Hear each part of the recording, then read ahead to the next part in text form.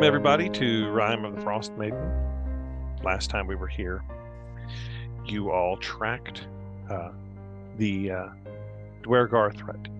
You met with the speaker of the city of East Haven, who beseeched you to find out more information about the missing ship masthead, the historic artifact of the city of East Haven that had gone missing. Invisible stalkers had been raiding this city just as well as they had Her Orchestral and others. You had informed them, and the Trovus, the speaker of Her Orchestral, had informed the authorities in East Haven about the Dwergar and their plans. And you kept it to yourselves, but knew about the Sunblight clan, including Dirth Sunblight, who had set up his base secretly in the ferry at East Haven. You all made your way to the ferry at East Haven, where you did indeed find the Dwergar that had taken up that area as their base. You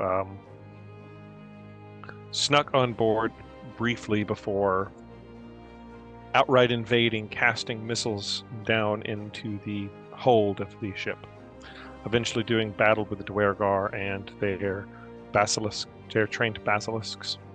Being surprised by a couple of Dwergar that snuck up behind you, the crew was separated. Some members knocked into the hold and some members remaining on the surface of the ship. Alas, unfortunately, one of our crew members met the stare of the basilisk after failing a check, being cursed by Dirth Sunblight using some sort of amulet.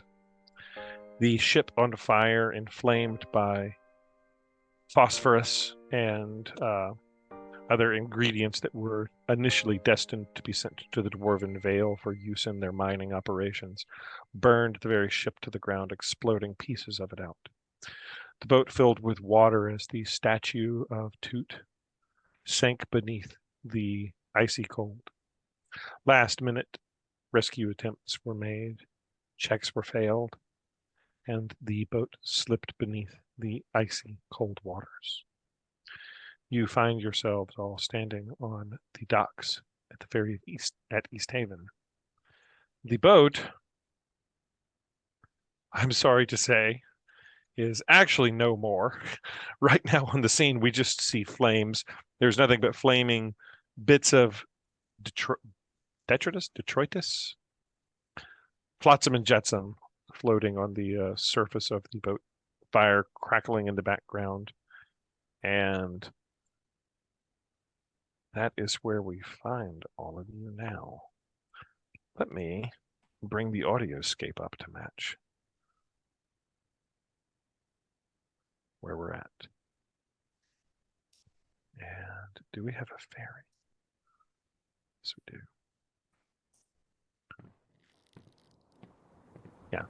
Yeah.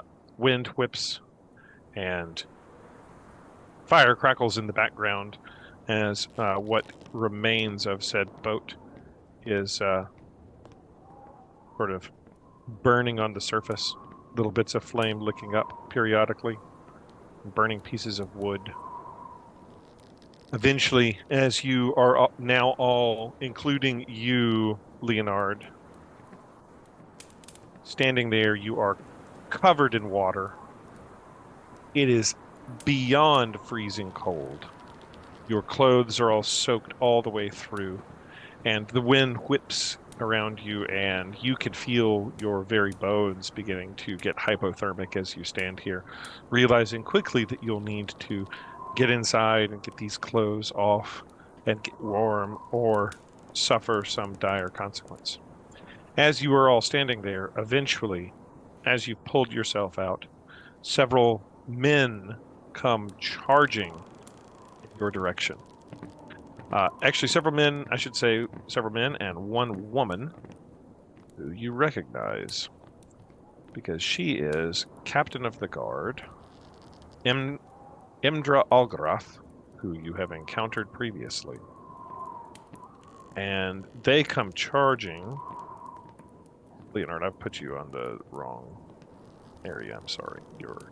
There you go. Oh, thank you. You're with everybody else. She comes charging down the ferry docks, along with a couple other of her fellow guards. Let me bring them into the scene here. Apologies. Apologies for not being ready. I was getting ready. What's next?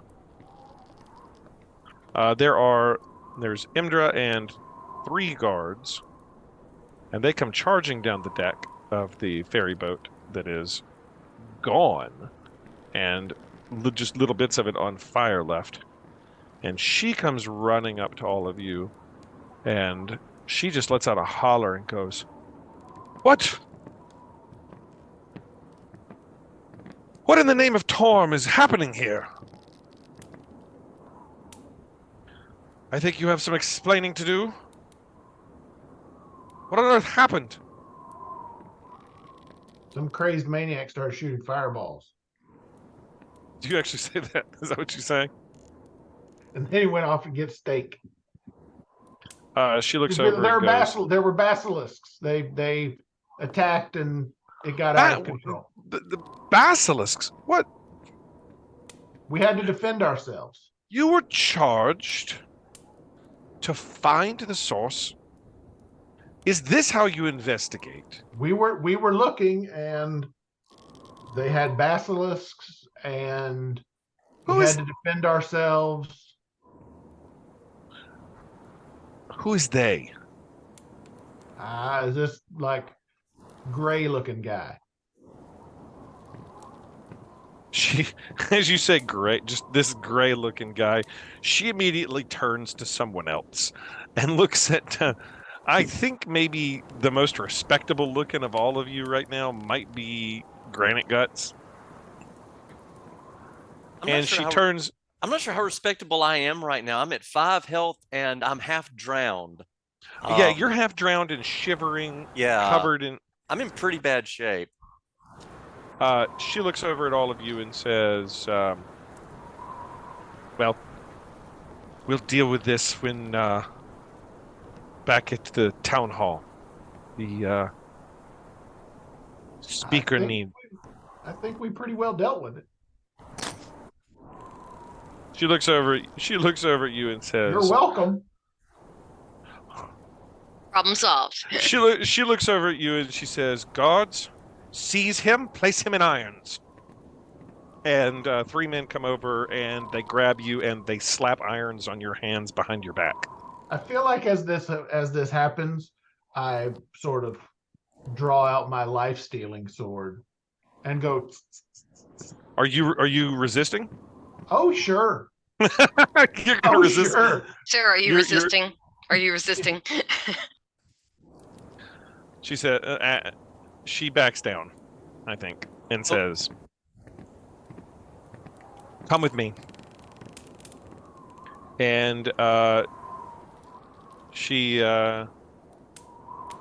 says, "We'll speak with Speaker Whalen. He has news for you."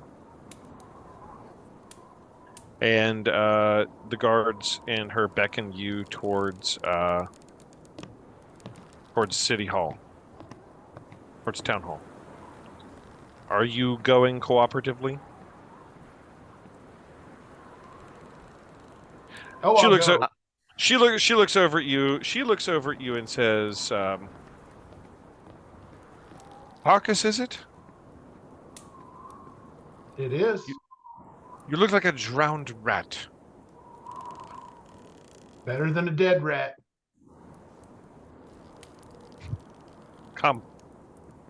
And you're led through the city streets of East Haven. Back to the East Haven Town Hall. Oh, we have a ne'er-do-well here. He doesn't belong. The 5 of you were led back to East Haven's Town Hall, and then back into the main room where the where the wax figure of the ship's masthead was kept. And the speaker is there. He looks over at all of you, and he says, "Well, I think you have some explaining to do. We discussed finding the masthead, and I get word that the ferry of town has been destroyed. What happened?"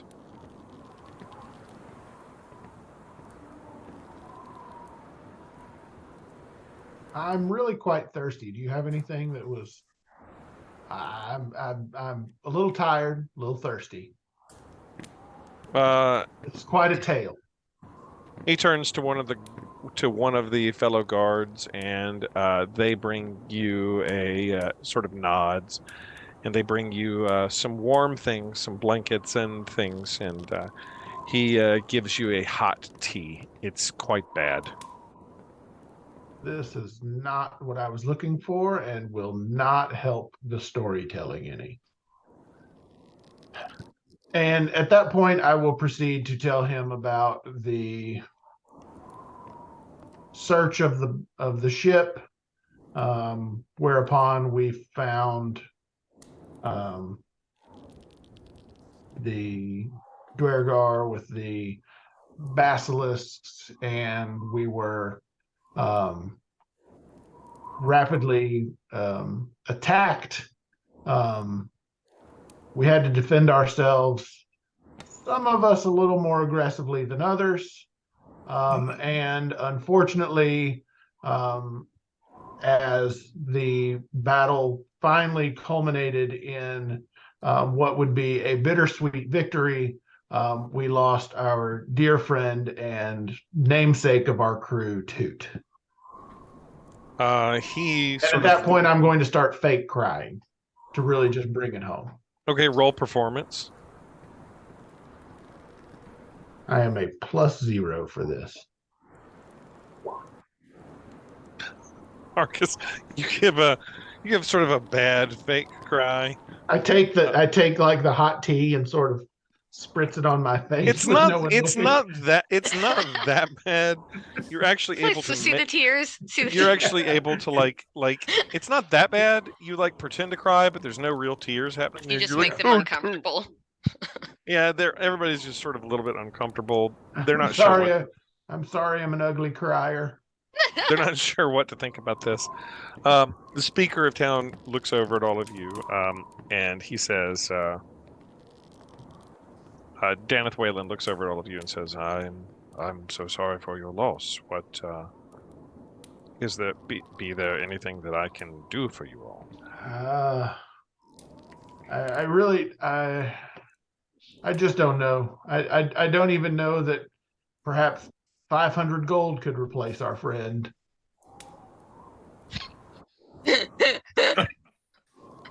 How about a pulley system? That is incredible. I like how nobody is like, we need to salvage him. You're just like, oh, well, he's So it's like, you got a crane. Oh no, this is the plan. The plan is, and perhaps I shouldn't tell you this, but the plan is to get some gold and then in the still of the night to sneak back out there and try and pull him out of the water. I'd like equipment. Something rope. Do you tell the speaker that you want to retrieve the body? Lord, no. Oh no. He's gotta compensate us for our loss. He says, well, boohooing into your paper napkin. He says, I'm sorry for your friend's untimely death. 500 gold will be somewhat challenging for us to come up with, but I have more important news. He says, we have captured the escapees trying to make their way out of East Haven with the masthead. We caught them on the South Road, heading towards the spine of the world. invisible, dragging a cot. We wouldn't have recognized it, but they did a poor job of hiding themselves. We have one of them that we have taken prisoner from. And from him we've gathered some information that may prove invaluable. I will work on finding gold for your compensation. I think we could probably spare 200 gold for your friend's loss. Our dear, dear friend. Worth more than 200. Namesake of our group. It is very sad that he was lost. Tell me the Entertainer of this town. He says, but you may wish to know the information that we have gathered from the captured Dwergar. He says, we forced him to divulge the location of their mountain stronghold. Apparently therein you will find a Dwergar warlord by the name of Zarduk Sunblight. And he apparently aims to conquer the Icewind Dale and destroy us all. I fear that if no one else stops this, the 10 towns themselves may be doomed. And he brings out a map, similar to your map. It says, we've been able to force him to reveal the location of apparently this Zarduk Sunblight's secret keep. And it is...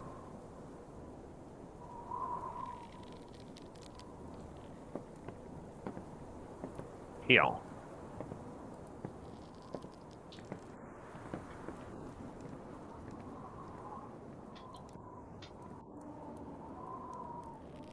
Or that chapter 3, but oh yeah, I see it now. It hid from me. Way deep down here in the spine of the world. Now that's near the spaceship, right? Oh, okay. It is in the direction. Well, you don't know where this thing is in the brain. This is where that thing was in the brain. That little.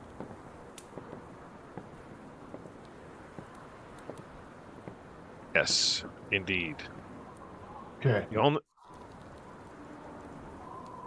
says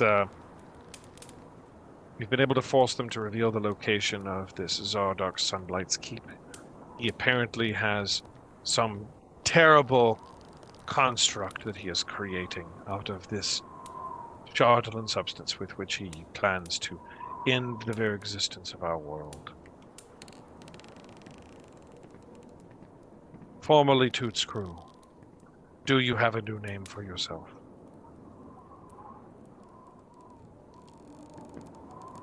Not yet. Just a Very symbol. well. I think we should remain Toot's crew. Very well, Toot's crew. East Haven and the 10 towns need you.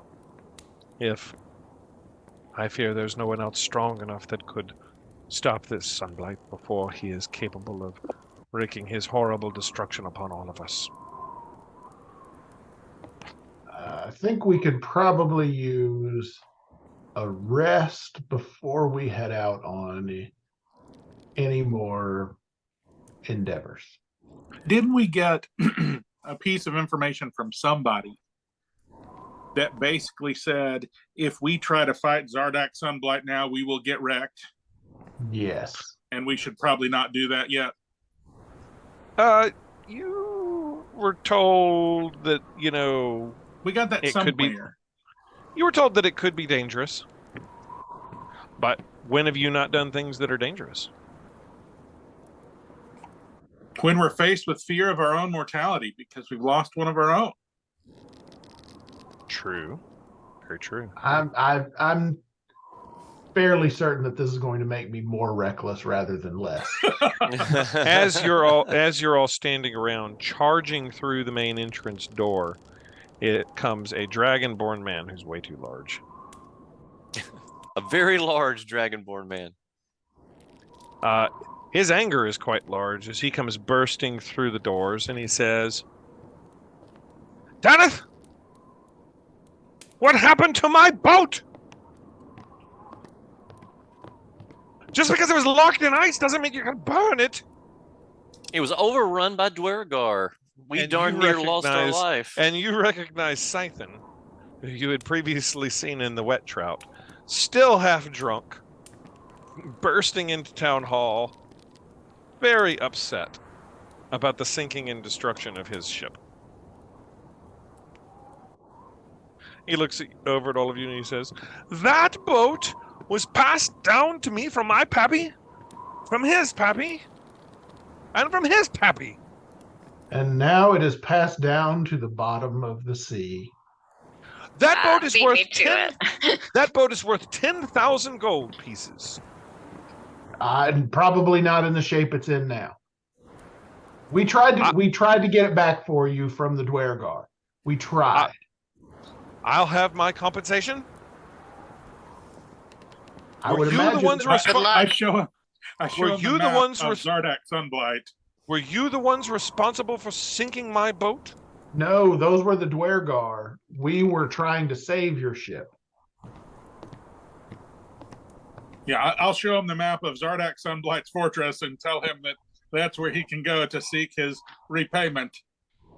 And oh, by the way, we lost a member of our crew trying to save your ship, so I don't think we are in much of a mood to have much more of your lip.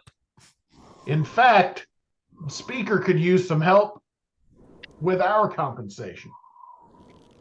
He huffs and storms out. See you at the bar.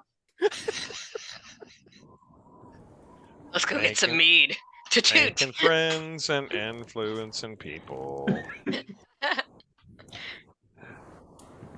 Speaker of town says, "Well, you're, I suppose, welcome to. We'll see if we can find. Do you have a place to stay? You need to get out of those wet clothes." Yes, we do. And no, we don't. Well, We do not have a place to stay. We very much like one of those. Scythen doesn't own the wet trout, but they may have room and board. We'll see what can be arranged. Where have you been staying previously? You stayed at the White Lady before. Yeah. So, is that where you guys are going to head? Sounds good to me. I Yep. just need a nap. Anywhere, Okay. please. It's warm. Amen to that. All right. You all make your way back to the White Lady Inn, where Deneth Whalen told you he would work on your repayment. He's able to give you 200 gold just immediately, which is what they just had there at City Hall. But he tells you that they just don't keep stacks of hundreds of gold sitting at City Hall. But you were given 200 gold pieces, so you can divide that amongst yourselves. That worked And out better than I thought. yeah, and Bartaban is very put out and very saddened to hear about what happened to Toot. I don't know, are you just telling them all that he died, or are you telling them the story of he was turned into a statue and then sunk to the bottom of the lake? I will tell the story in the most dismal, tear-jerking way possible.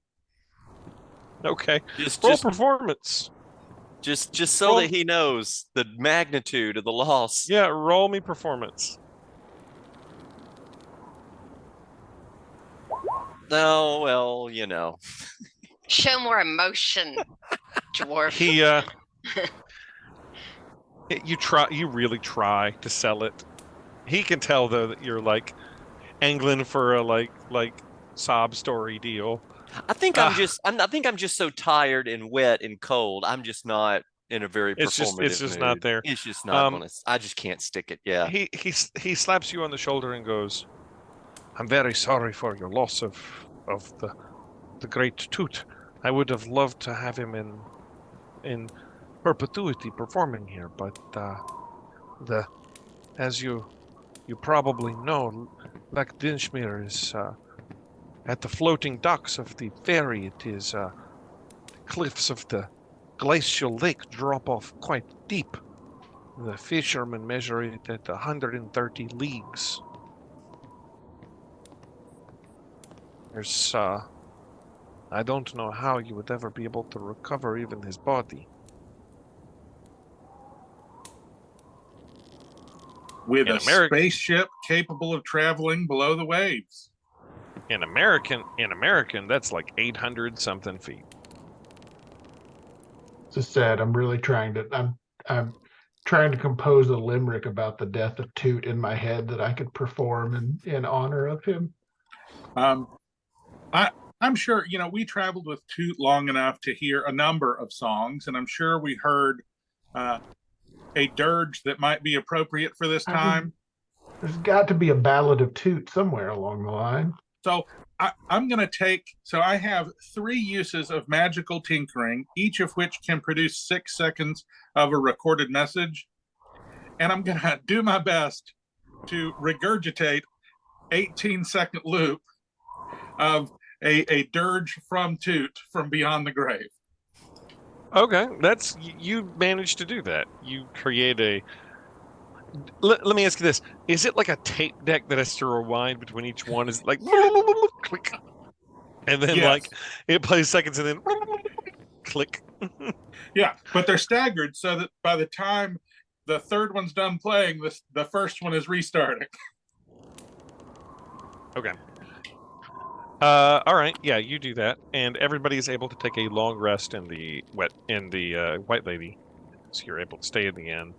Bartman, for your loss, offers you room for the night. He says, but I can't continue to offer you all free stays from here on, or without Toot, there's no customers. And the night passes without much event, and you all are able to take a long rest. No need for watches or anything. Morning arrives in the White Lady Inn, and you are greeted by the speaker of town. Says to you all, Waylon, I've managed to secure for you a little bit more repayment in honor of your loss. And he gives you 200 extra gold pieces.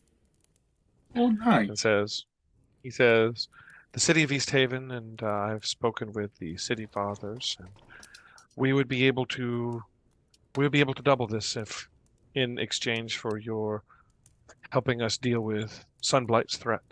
But I fear that time may not be on our side. The rumors swirl that the robberies and raiding of Chardolin has dropped off in most of the 10 towns, and their activity seems to be coming to a culmination. We need someone to get there urgently to put a stop to this before the worst can happen. Did your prisoner give you any ideas of passageways to the hideout? Ways that we could get there without traversing over portions of the spine of the world? Yeah. I will bring the map back up. It says there is a path. The most evident path. It is windy and difficult. But the path would be... I'll draw it for you. The path would be south of East Haven, making through this gap.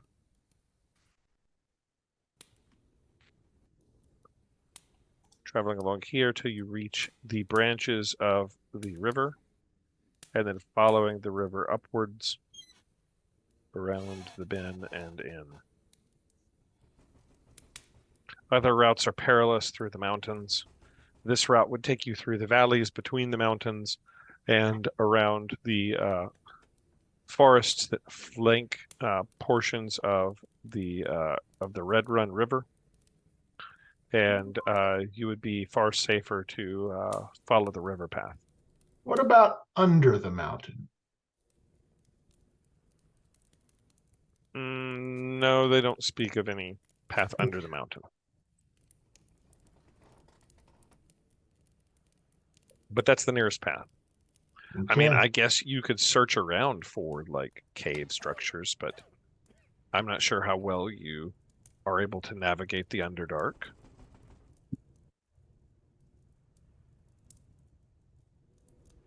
I don't know either. I can't see good in the dark. And I bet we would meet more Dwergar, of which we have a fun time with. Okay. So morning has come. What is everybody doing as you've been given the extra gold and told what's happening and the fears of the Speaker of East Haven, what they've found from the captured Dwergar? Is there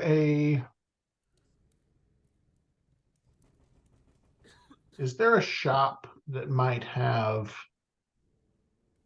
magical items that perhaps they know are magical items, but Yes. things that I might be able to go and Yes. barter for? There is magical items that are known to be magical items, and their value is known. Yes. It's they're quite expensive, but there is. Okay.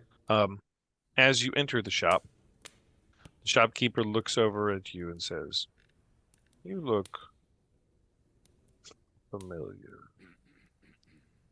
Are you with them, Mordella?" Yes. He looks over at you and goes, "You look familiar as well. No. Do you still have that Ioun? Do you still have that Ioun stone floating around your head?" No, of course not. I put that away before I walked in.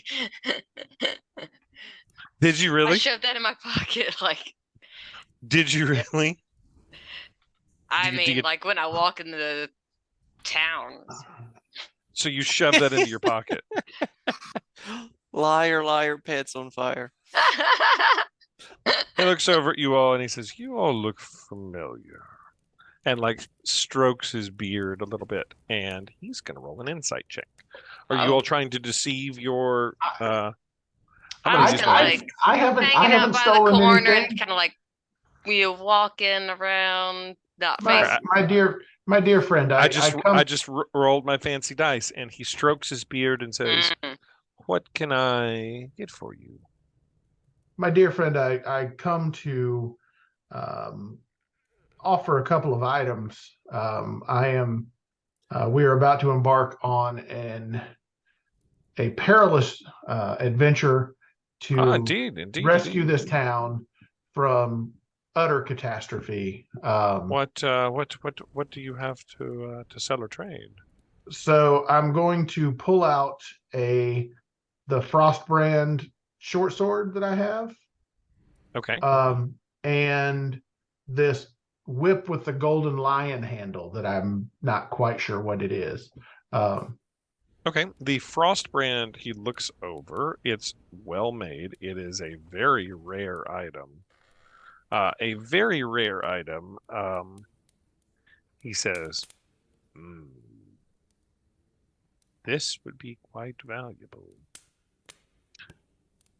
What are you looking for it for?"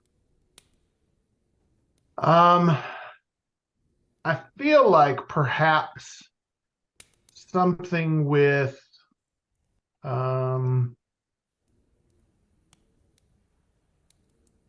boost to my ability to inflict pain on enlarging foes might be of use.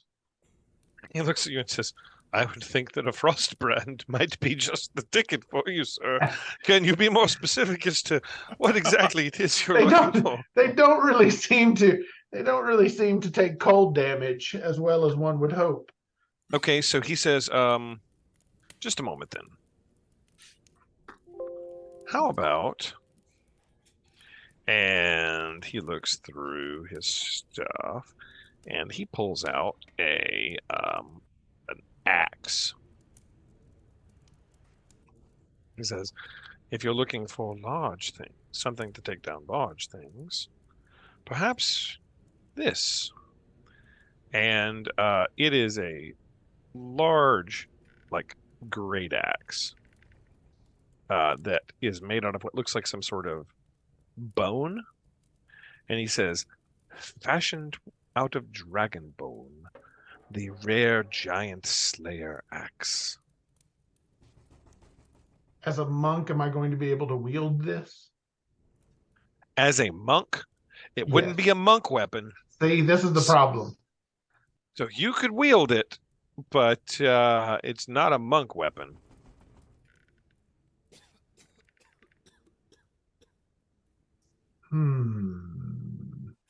So like your abilities that make use of monk weapons. So is that just like I don't get the bonuses are not the same or something? Do you have proficiency in martial weapons? It'll say martial weapons. I think it's simple weapons. Okay, then you couldn't add your proficiency bonus. Okay.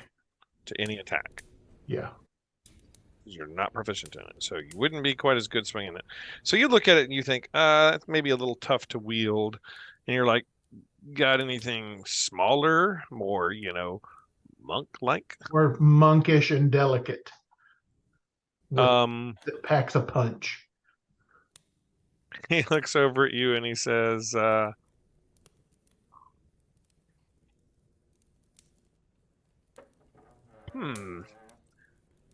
I'm trying to think of like what exactly he would look for you for. Can you tell me about this whip while I'm in here too? Yeah. Are you trying to sell the whip, or are you just trying to find out about it? Like he'll charge you to identify it. How much is he going to charge? Cast identify, like 5 gold. Okay, I'll pay him 5 gold to find out what it is. Okay. Hang on. I don't remember. I had it put somewhere. Okay, this is a vicious whip. Okay. Lion-headed vicious whip. It is a rare item. Basically, when you roll a 20 on your attack, it's magical. It takes a bunch of extra damage. So the crit does extra stuff. Okay. You get 7 extra damage, I think. Okay. And he says, like, well, this vicious whip would be good. It does 2d6 extra slashing damage, I think. Okay. When you roll a crit. So it's like extra good when you crit. As a whip. Okay. That's a very monkish weapon. A whip you could. Yeah. What about like a? Does anybody have any suggestions? Anybody have any? Is anybody else here with me besides? Yeah. Everybody's there. I'm there. I'll tell you. Let me just tell you what he's got. Okay. He's got a couple of like +1 magical like long swords that just have sort of like long sword ability. He does have, and you have, I think, you have a Frostbrand and a flame tongue too. Yep. Yeah, he has a flame tongue sword. He has a like fire and ice. He has a couple of like powerful looking maces. And he's got in terms of like that's pretty much it in terms of weapons. There's a couple of long swords, there's a couple of maces. He has a flame tongue. He doesn't have like a sword of the hero or anything, you know. So while we're there and while Harkus is there are wands and things like that. There are wands and other magical items. Does he have any amulets and rings and stuff of that nature? Yeah. I was wondering about like giant strength things. Yeah, okay. So you're looking for like improving strength stuff. Yes, he has a he has a belt of hill giant strength. He will trade you the hill giant strength for the frost brand and something else.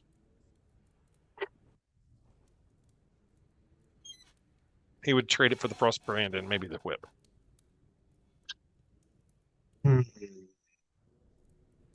There is a belt of hill giant strength. And what are you looking for, Hawkins? I would like to know if you have anything that will allow me to breathe underwater.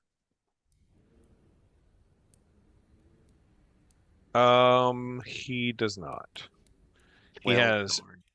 a ring of protection. He has a ring of resistance to cold damage. He has amulet. He has a ring of animal influence.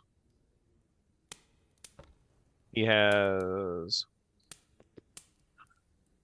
yeah. He doesn't have any water breathing, unfortunately. How much is the ring of cold resistance? Ring of cold resistance. Hang on. Something tells me that might come in handy. In 5,000 this gold tundra. pieces. 5,000 gold pieces. I literally exclaimed that in the middle of the. Oh, geez. Yep. He says he's willing to trade for some other magical items that you have that may be worth similar value. Because you don't realize the value of some of these magical items. Okay, so I hold up Dust Crusher and light the head of it, and I say, "Would you trade this?" His eyes hit the floor, fall out of his head, hit the floor, and says something along the lines of, "That's worth like 150,000 gold pieces or more."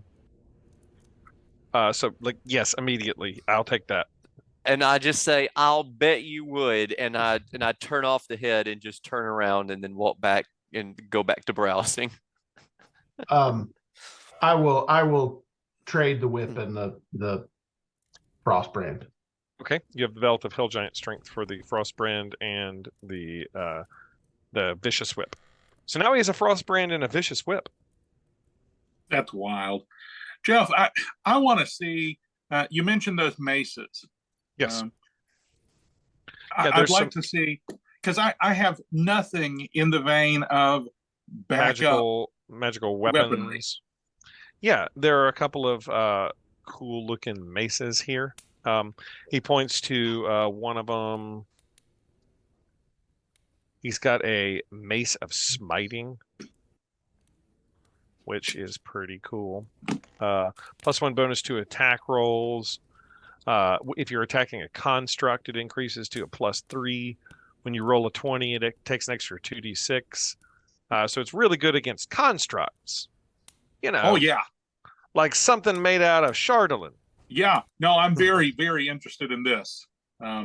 Potentially, so yeah, he's got a mace of smiting. He also has something called a mace of terror. Mace of terror. Yeah, so it's this terrible thing that it's got some charges, and you can release like a wave of terror from the mace that frightens things. That sounds like something that would pair well with a longsword of life stealing. I like that. Because then it can't That come mace of true, right? terror is calling the anti-construct mace, but the mace of terror. You can use an action and expend 1 charge to release a wave of terror. Each creature of your choice in a 30-foot radius, DC 15 Wisdom saver, become frightened for 1 minute. Oh, that is incredible. He also has some closer. They can't. They can attack, but they can't come closer. Yeah, right? he also has something called the Mace of Disruption. Jeff, I feel like I've been sleeping on maces this whole game. Been sleeping on maces. Yeah. He has the Mace of Disruption. These are very valuable magical items, he tells you. These are all extra rare. They're worth thousands of gold pieces. If you have he just priced me out then. Well, if you're looking to just purchase, he's willing to trade for other items that you have. What I have to trade, and I think the one I am most interested in is probably the anti-construct mace, the first one we talked about. So the reason these are priced this way is because this is what they're actually like D&D book value is. as these items are actually that rare. So the best way to get this kind of gold is to find crap out in the world that you don't need, and then sell it for a lot of money or barter it. But how much is it in OGL 2.0, Jeff? You have to pay $5.99 to find out. To find out how much it's worth. Hey, just so you know, the 800 feet deep that the lake is, I got that from an Ed Greenwood tweet. Somebody asked him, hey, how deep is Lac Dinchmere at the edges? And he answered. So I'm interested in the first mace, whatever that one was called, not the Mace of Terror. You are interested then in the Mace of what's it? Smiting. Mace of Smiting. And I have for trade the Frostbrand short sword. Mm-hmm. And or do I still have the Amulet of the Drunkard, or did that get stolen from me when I died? You still have it. He will trade. That as well. He will trade you those two items for the Mace of Smiting. I'll do that. Okay. I'll do that. I feel like a +3 on an attack roll could be good for me if I run out of spell slots. Yep, you have a Mace of Smiting now, which is good against fighting constructed things. Particularly against capacity. Uh-oh. We're not worrying too much about that.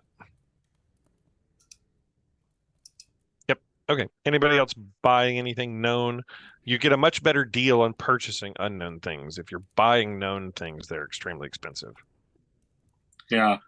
That, and to be honest with you, Hawkins, that mace that you have, the like book value for it is hundreds of thousands.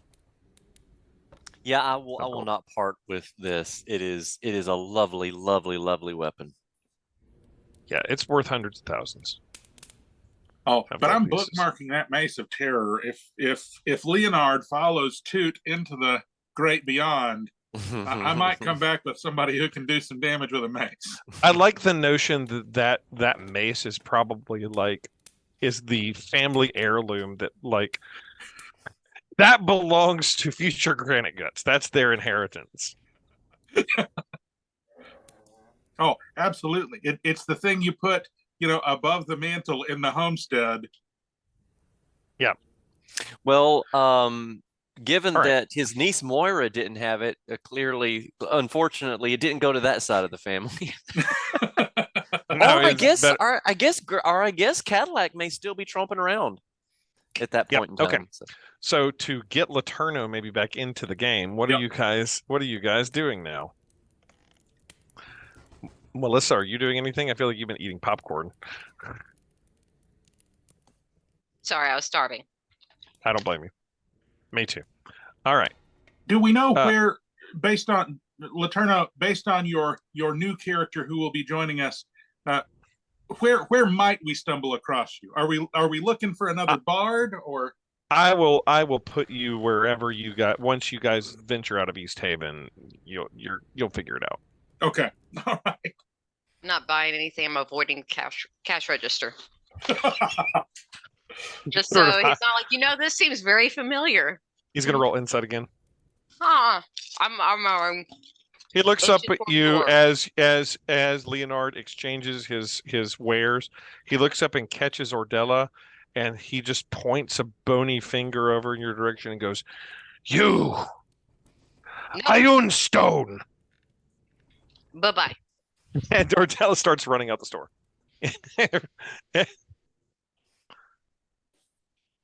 And where's everybody going? I'm ready to head out. I'm ready to head out. I'm done. Yeah, right, let's hit the trail. Awesome. All right. Out you guys head. I'm gonna go warm up the car for everyone. Ordella's warming up the car. How are you heading and where are we going? Things that you know about, since you don't have your wizard with you, or since he's not here, but you know that he can tell you that the pinging from the ship thing is in this direction. Wait, hang on, is sort of in this direction. You were told about the buried tower spire in another direction over here. And you know about Zardok's hideout in this direction. Where headest thou? Zardok. I kind of think Zardok, yeah. Yeah, they kind of made it seem like it was time sensitive. Yep, they feel like the Shardolin capers are starting to slow down, and they fear that their time may be short as the Dwergar are achieving their goals. And just thinking about Shardolin construct beings, they're probably a little easier to kill while they're still being built rather than when they have finished constructing and are ravaging the land. Yeah, that might indeed be a thing. Okay, so you start heading out, trudging across the wild wilderness, and the wild wilderness is where we'll find ourselves, I guess. All right. See if we can.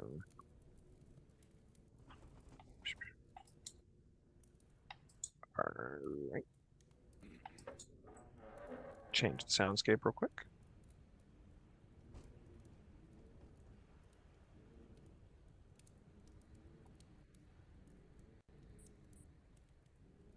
All right.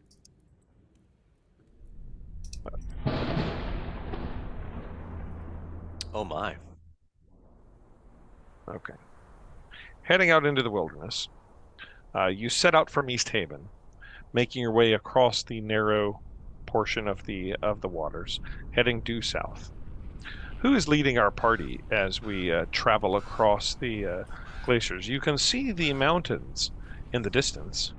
They would be approximately, edge of the mountains would be about 10 miles from where you're at, so you can see them in the far distance at the spine of the world. Who's leading our troop of intrepid party members? I can be towards the front or at the front. Okay, Granite Guts, you're our leader. Give us a survival check roll, please. Okay.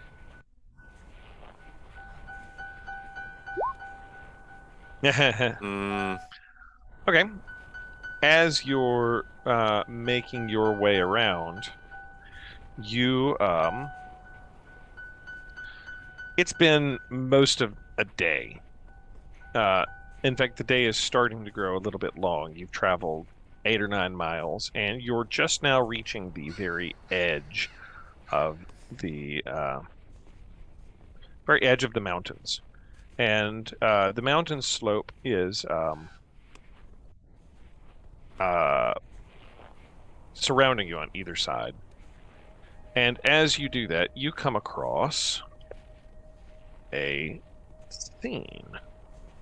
What you see is a huge crag in the land. Like a huge, like carved out, like crevasse, basically. That is, you can't see the bottom of it, you just sort of see that you're approaching it. And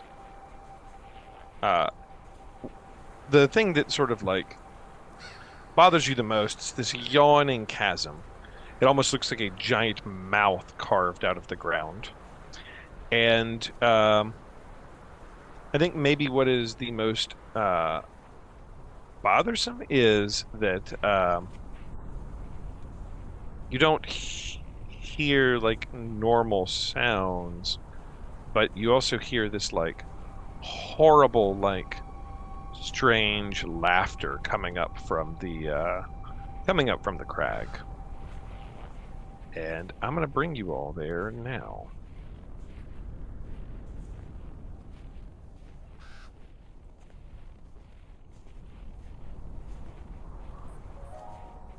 As Harkus hears this, he's just going to start shaking his head, not so much at the voice that's coming from below, but at the realization that we've lost the tiny hut.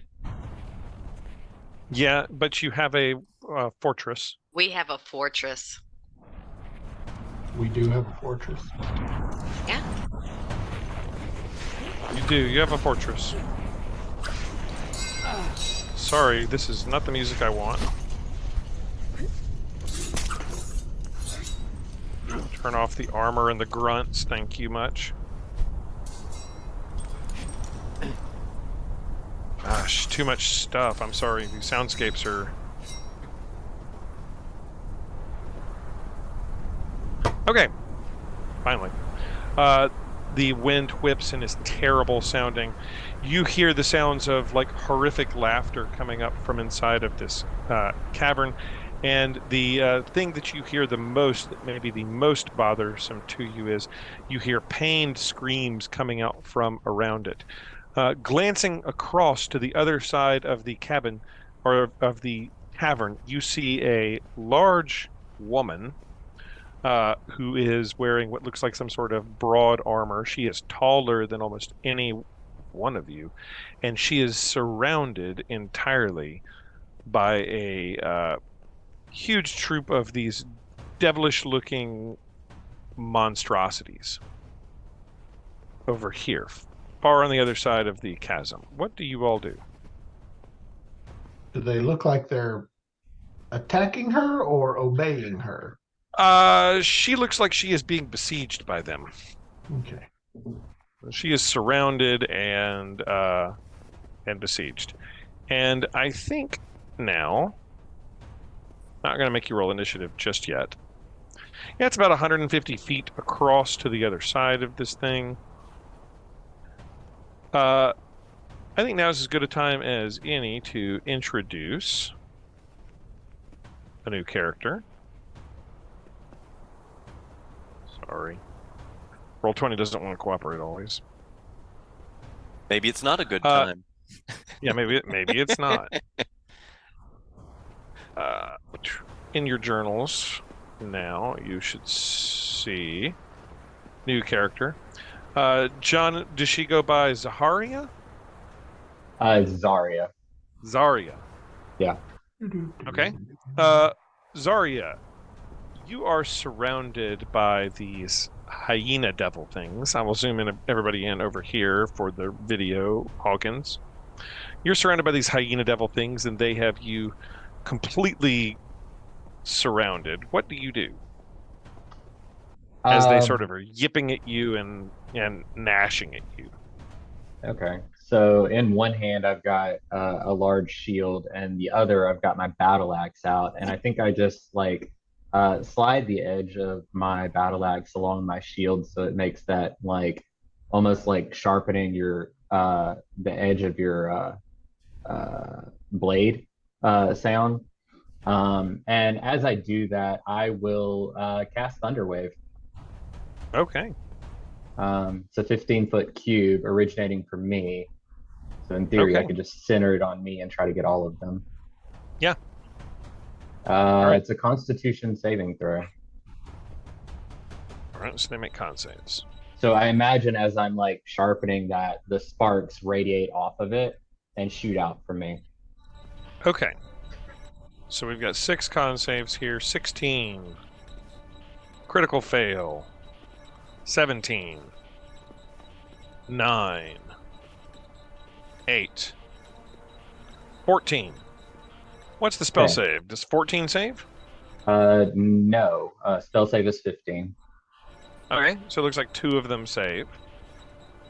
Okay. And all right, I will roll it and see what happens.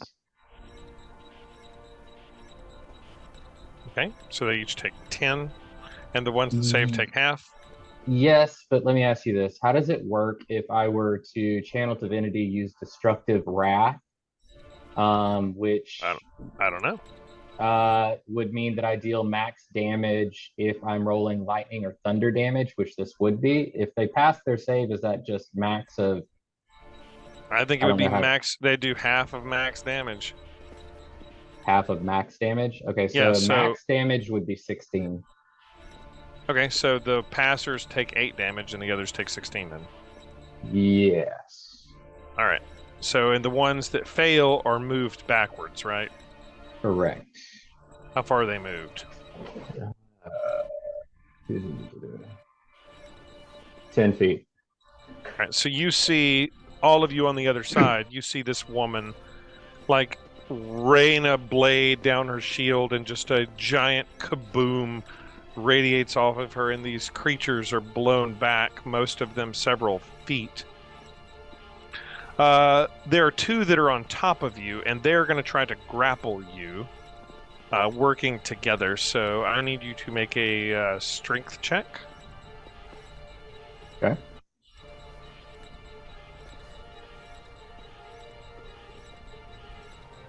Okay. All right. So we've got a tie. How does that work with the?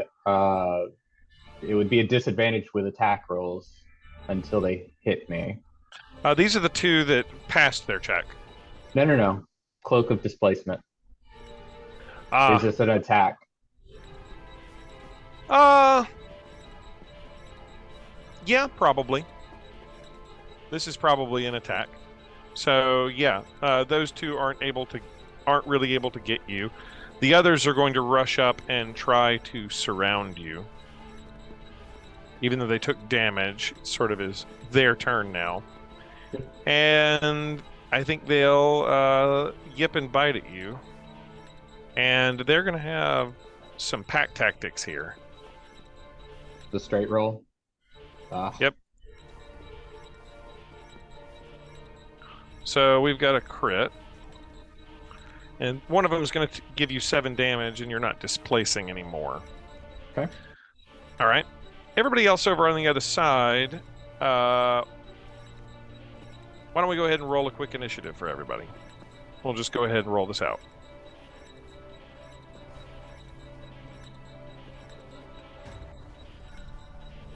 Oh, it didn't click me.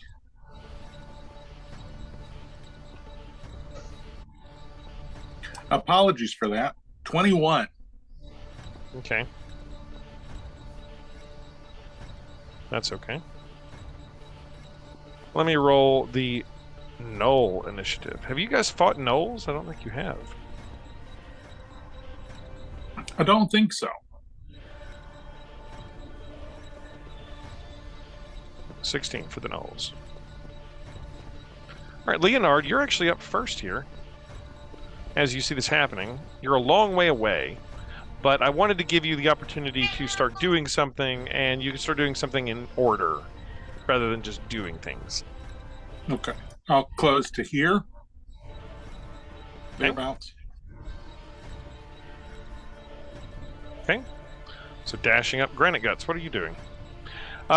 Leonard, as you get close to there, you hear the pained cries of what sounds like humans or humanoids coming from down inside this pit.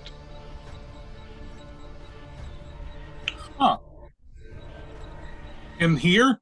Like the giant? Mm-hmm, down inside the giant thing. Okay. Granite Guts, what are you going to do? I too am going to dash, and that gets me to about right here. Okay. All right. It's Knoll turn. The Knolls are going to try to grapple you. I'm going to say that they're going to have advantage because there's 6 of them trying to hold you down now. So make me a strength check. Hmm.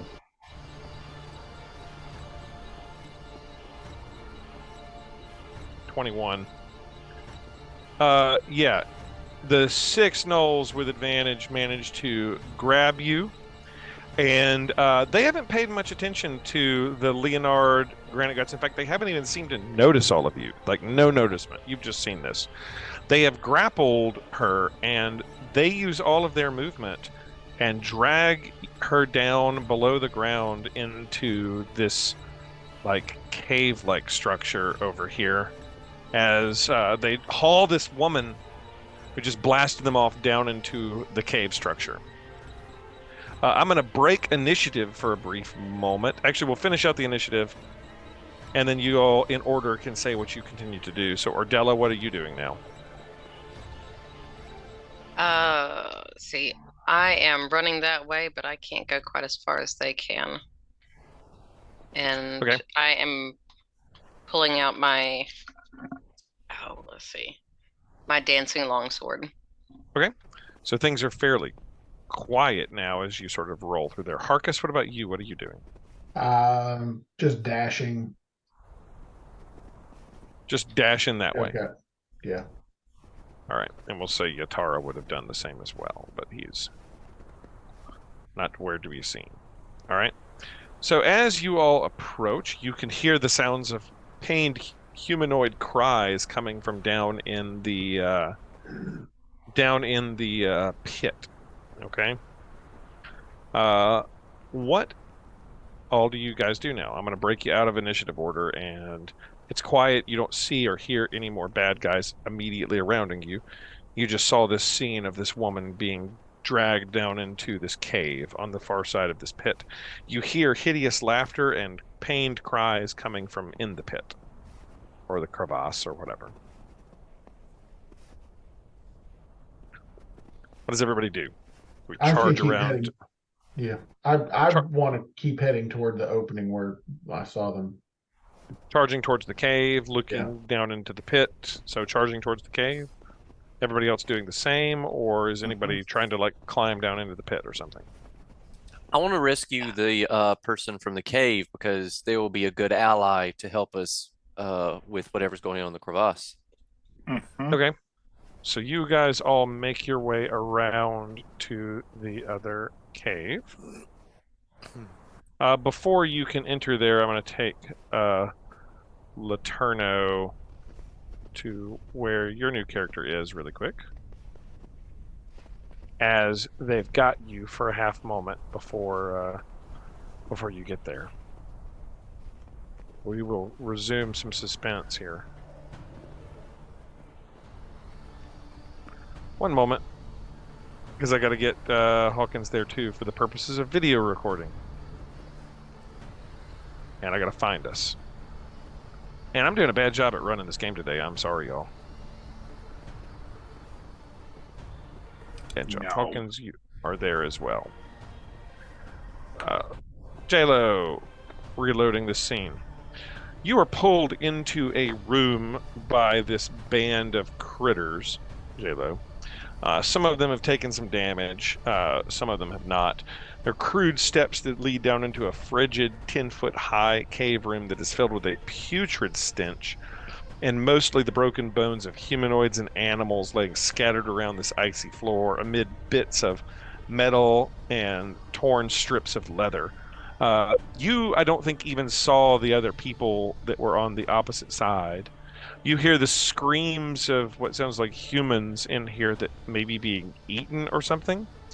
These creatures are carrying you and trying to drag you down these steps over here towards you don't know where. What do you do? So, should I have any vision whatsoever? I don't have vision either, by the way. You don't have vision. Oh, you know, you don't have vision because... Yes, you should have vision. Let me double check that you don't. This character does not have dark vision, so that may be it. That's okay. You should have vision. Hang on. Okay, I see it now. Whatever you did, fix it. And Hawkins, you need to get control of this character so that you get vision as well. So one moment. Okay. For the purposes of video recording, I need to give Hawkins control. There's journals can be controlled by Hawkins. Okay, Hawkins, you should have vision now. Do you have vision, Hawkins? I do indeed. All right, so this is what you see as you're dragged down into this pit. There are bones and things. They are attempting to drag you down this direction. Zaharia, what do you do? Am I able to attempt to cast a spell or anything like that? At disadvantage, if it's a thing, it's going to be tough. Like, they've got you pretty much tied up, so like motor components. It depends on what you're trying to do. Okay, So, let like, me just you've try to got your break out of this then. So I guess I'm just gonna struggle and try to break out somatic of whatever components hold will they've be got. hard because they've Yeah. got your arms bound and stuff. So Yeah, no. I'm just gonna try to break free of their binds. okay, roll me a strength check. Oof. Yeah, 21. They've got you, and they're going to proceed onwards, trying to move you like down the steps. As you enter the room, there are others that have not paid too much attention to you.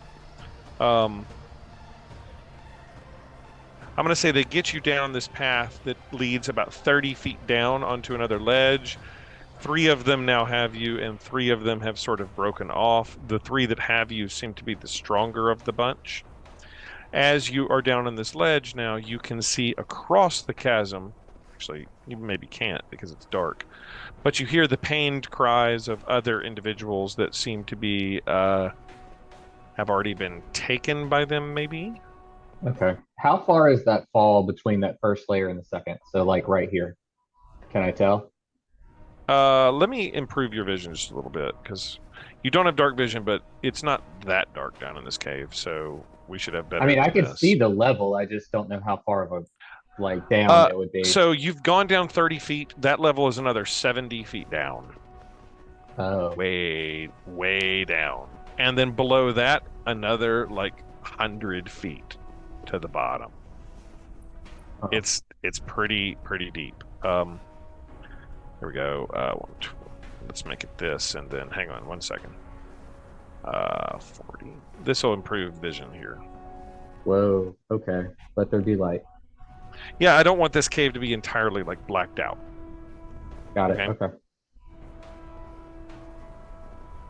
Yeah, as this is happening, the remainder of our crew has now arrived down at the entrance of the cave.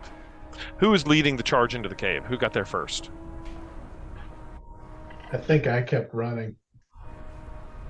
Yeah, I'm probably right behind Harkus. And I'm right behind him. Pull up the rear, I guess. All right, so Leonard first, Granite got second, or Harkus is first. Harkus is first. Harkus, you make it out of the hole first, entering this room filled with bones and things, followed by Leonard and Granite Guts, and then Ordella bringing up the rear. And I'll put Ordella bringing up the rear. As you enter this cave space, I'm going to bring everybody to this page now.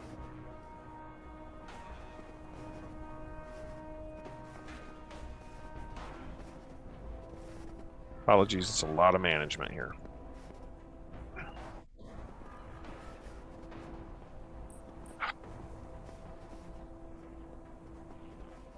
Sorry, there's a lot going down here.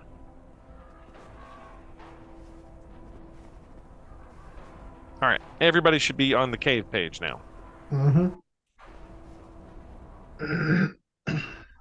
Yes. As you all enter into that space, you can see the woman who's being handled by 3 of the things dragging themselves down, and there are others that enter the room. They see you all and gnash their teeth a bit at you, and we're going to start initiative off here.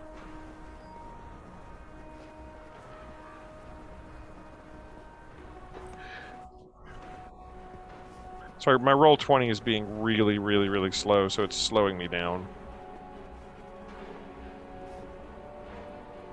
Like, the lag is incredible.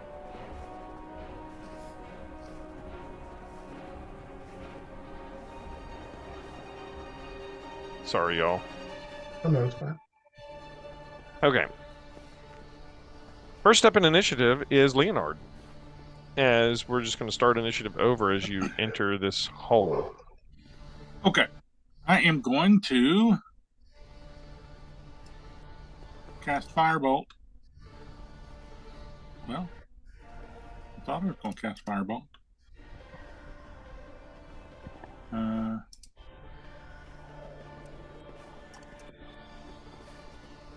Okay, let's try this again. Firebolt. Okay. Oh. Probably 10, not gonna do it. 10, alas, is not a hit for these guys. So anything else? Any movement or? I'm going to move over to here. All right, Leonard, as you move over here, you see into the far room another group. Actually, I guess you don't see. It's too dark. I can just barely see. You hear in the far room the sounds of what sounds like further of these things munching on something, and you hear a humanoid screaming. Oh yeah, I can't see that. Yeah, Cadillac Granite Guts, you're up. I am going to rush forward and I think attack this knoll, right? Yes. Okay. I'm a knoll. I'm gonna attack this knoll with Dusk Crusher. It is an unholy creature. Don't forget that you can Care Bear stare these things too.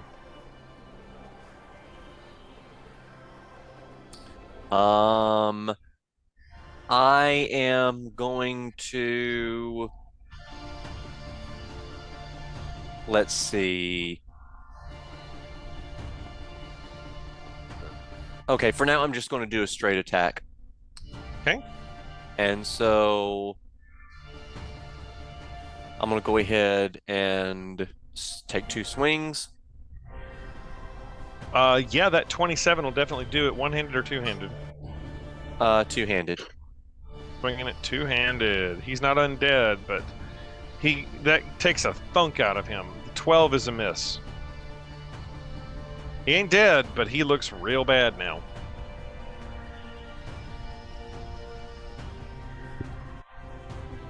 It is the Knoll's turn.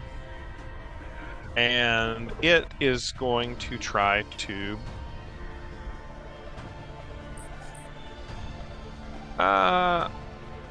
it's going to try to spear at you and then bite you. 16 hit? It does. Okay, he does 8 piercing. And he's going to chomp at you, but he critically misses on the chomp. The other gnolls are going to rush in. This one towards Harkus. And he's going to just try to spear at you twice. Oh, that's a crit. And an 18. Total damage here is 22. 22 piercing. Okay. The other gnoll is going to charge up on Ordella. And similar sort of thing. Double spearing. 7 and a 19. 19 is going to do 8 piercing. Okay. The other gnolls are trying to drag Zaharia further down. And I'm going to say they are able... You're resisting them, so it's a sort of difficult. They get you to, like, here. You can see cages around here now, and you presume their intent is to lock you in one of the cages for later eating. Zaharia, you're up. Okay. So we're all on this upper ledge, right? Yep, it's 70 feet down below you as they're sort of walking around to the next nearest ledge. There's a ladder over here that heads down that 70 feet. Yeah, I'm not worried about that. I want to throw all 280 pounds of my Goliath self into one of these and try to push it off the 70-foot ledge. Okay, they're holding you. Yeah, like I'm just gonna like completely try to shift my weight and try to. There's a decent chance that you go over with them. I mean, okie dokie. What's another character at this point, Jack? That's exactly what I was about to say. Roll me that beautiful strength footage. Yeah.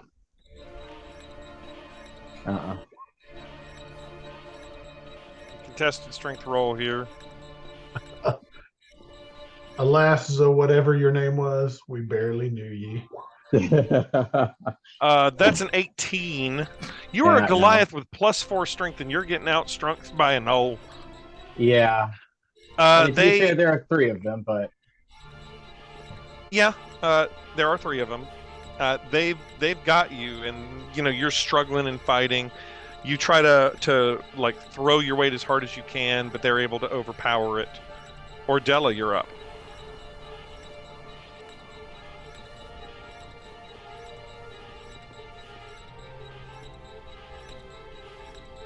Ordella, you're up. I'm gonna attack this one in front of me. Okay. And do my great axe. Oh, that's a hit. Yay. Right. Okay. And then again. Maybe. That's a miss. Oh well. That's a miss.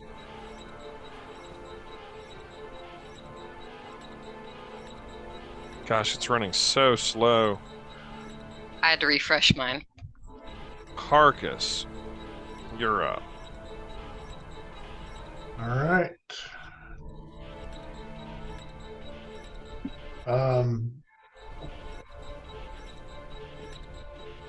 I am going to pull out the flame tongue longsword, and start swinging it. Put the hill giant strengths on. Yeah. Yeah, that'll hit.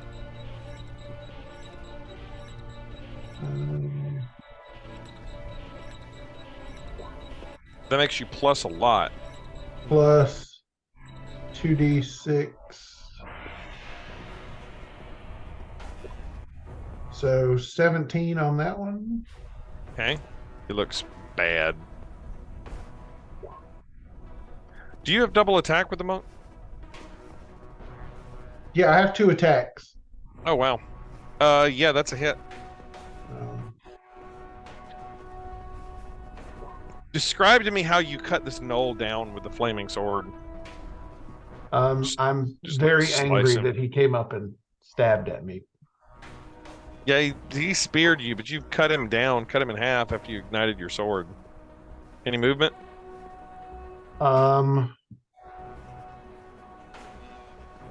Let's see. Yeah, I'm gonna take off sort of up this way. Okay. The one next to you is going to make an opportunity attack. Even though he's engaged with Ordella and not me. Mm-hmm. You're in his threatened space. It's okay. You're tough. Where's the... I don't know how far away I can get. I'll say he can only get his spear one-handed at you because he's engaged with Ordella. Does 15 hit? Yes. All right. So it's only one-handed. That's all he could get off. He does 3 piercing to you. Okay. As you make it down that corridor there. You're able to see the open spot, the open chasm before you. Leonard, you're up. All right. I'm going to try again.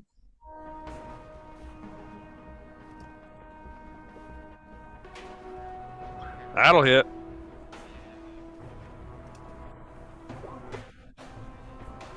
Seven fire damage at the nearest one. Yeah. That is going to which one? The bottom one near Ordella, the top one near. Okay. That hurts him real bad. And then I'm going to sneak like through this space to over here. Okay. Because I expected that to happen. As you're doing that, the pained cries from the room north of you are filled in by 3 more of these gnollish creatures who've appeared on the outside of that tunnel-like area. Cadillac Granite Guts, you're up. Okay, as a bonus action, I'm going to go ahead and cast Divine Favor. And so that will get me a extra D4 on attacks. Okay. And so I'm going to go ahead and try to knock out this guy in front of me. So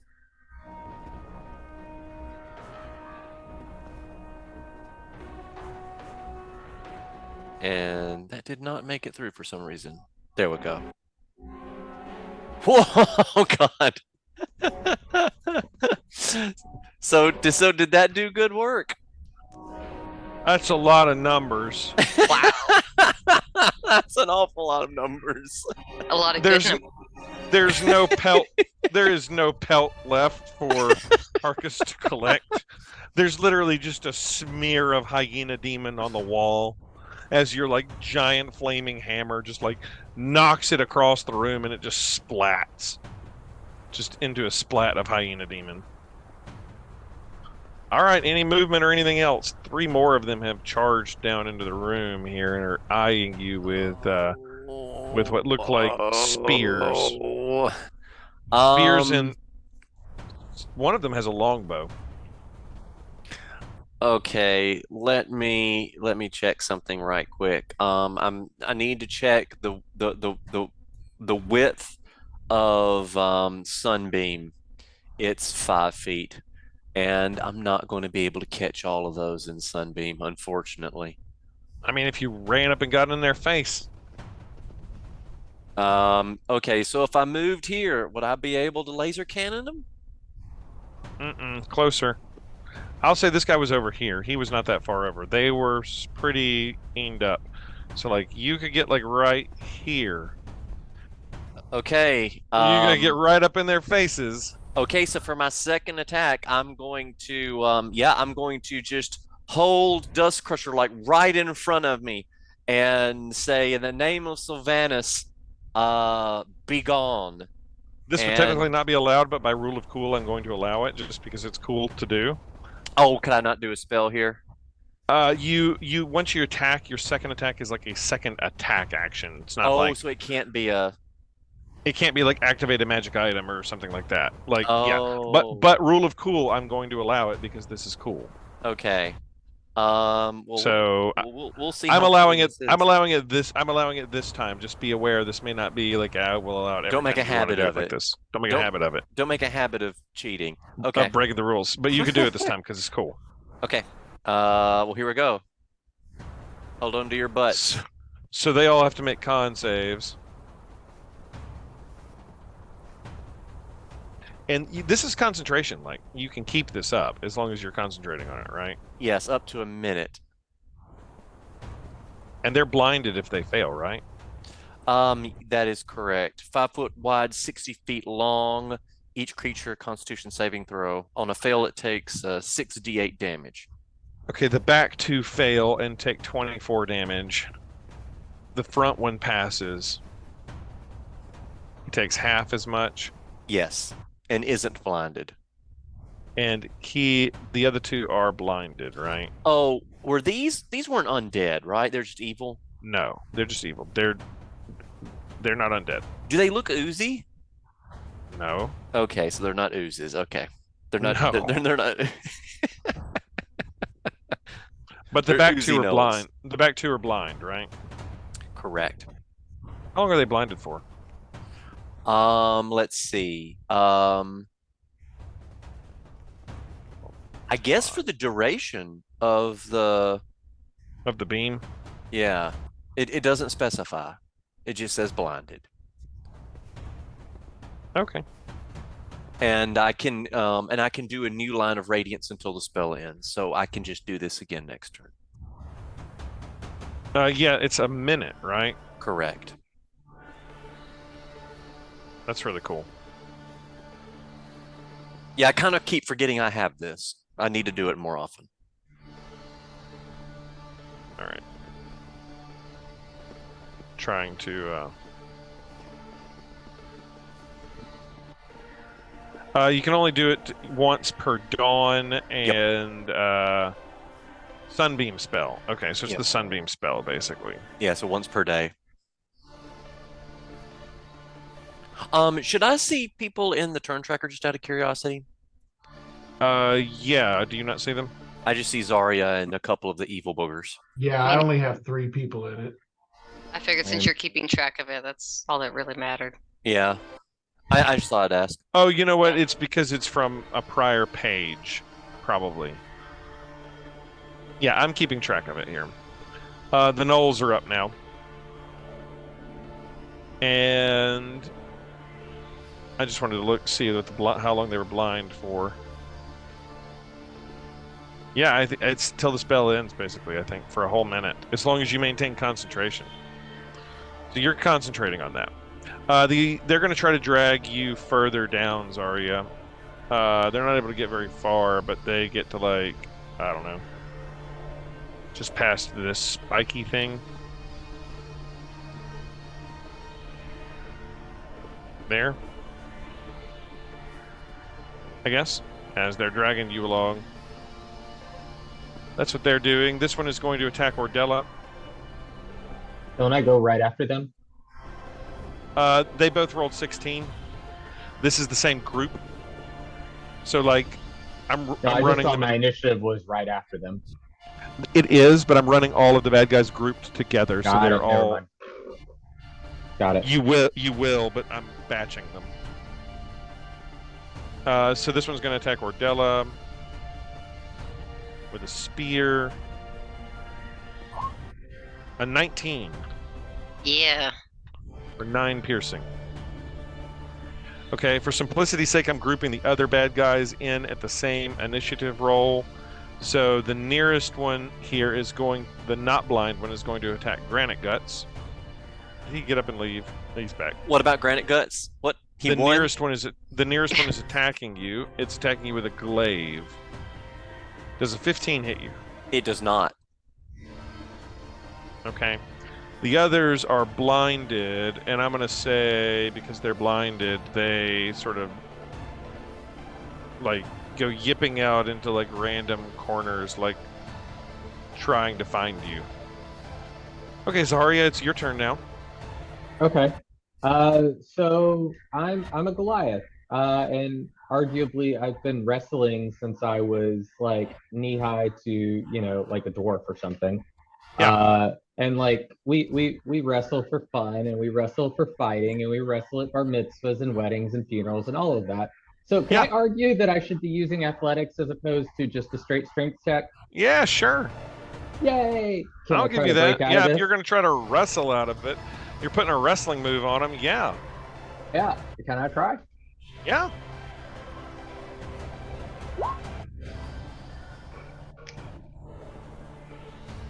Yep.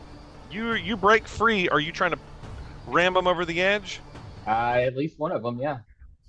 All right. So you were trying to wrestle and throw over the edge at the same time. Let's make some dex saves, please. We'll say, I'll tell you the DC after you do it.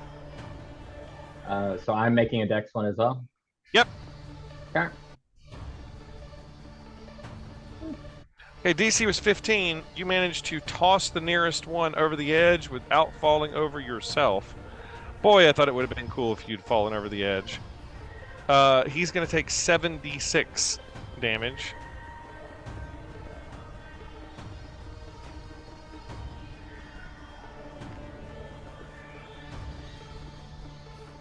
$29.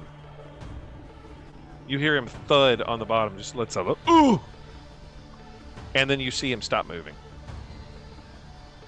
Okay, that was technically my action, right? Yep. And I'm You're no broken. longer held. I'm no longer held by them. You're not. Great. You have bonus actions and you have movement. Yeah. Bonus action: Shield of Faith on myself. Okay. So +2, and then I'm gonna stay right where I'm at. Okay. Ordella, you're up. Yeah, I'm growling at them. Okay. I am, I guess, going to keep attacking this thing in front of me. Okay. With my great axe. Fingers crossed. Did it work? It hadn't crossed over yet. Yay. 12 is a miss. Of course it is. And again, oh, 11 is a miss. what the heck? Ordella +7. Yeah. I mean, you know I what? can't Hang help. on. I can't help that you had a D20 and you rolled a 5. Hang on. I got an action surge. You do. I'm That's going two more. to That's two more attacks. yeah, Ordella's don't like, off enough me. action surge. All right, describe to me how you slap that dude in half. I just got so mad. I'm like, first two miss. I'm like, all right, this is a big one. Hit Cuts him straight. clean. Cuts him clean down in half. Mm. You still have movement and a second attack. All right, I'm gonna, I guess, come up here to the blinded one because he's closest to me. Yep. And then I will attack him too. You can take advantage on that attack. Okay. And 19 hit does indeed hit. okay, good. 15 slashing. Mhm. That's enough to drop him. Sweet. Harkus, you're up.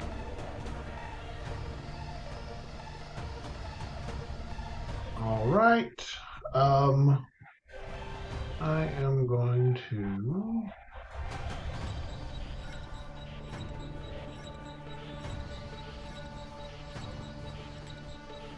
move there. You have that monk ability to move real fast. Yep. Is this the one that's fallen? That's the one Yeah, that's fallen. he's 70 Okay. feet down. He fell. All He right, he so- doesn't seem to be. He's starting to wiggle a little bit. Like he's not dead, but he's definitely smarting. Okay. Well, I'm going to move up here and then I'm going to smack at that one right there. Okay. That's a hit. All right, get off here. Zahari, I don't know how you react to a orc with a flaming sword running up next to you, and all of a sudden slashes at one of your enemies. You've never seen this person before. What is that? 5. The That additional- flaming, the fire damage Okay. from the flame tongue. Yeah. And you do it again. Yep. That's a miss. Any And- key points for anything? Yeah, I will. I will Puncha, use puncha. my flurry. Yeah, I'll use my flurry of blows. All right, punch him twice. Hits. And do. All right.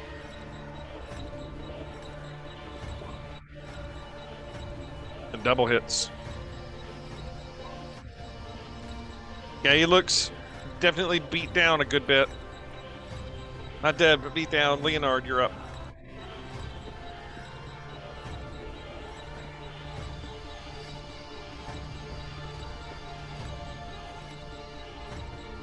You're muted, Kenny. Which one of these guys that I can see looks rougher? The blinded one over here. Okay. They got blinded by the beam. The other one is on top of Granite Guts and is waylaying on him.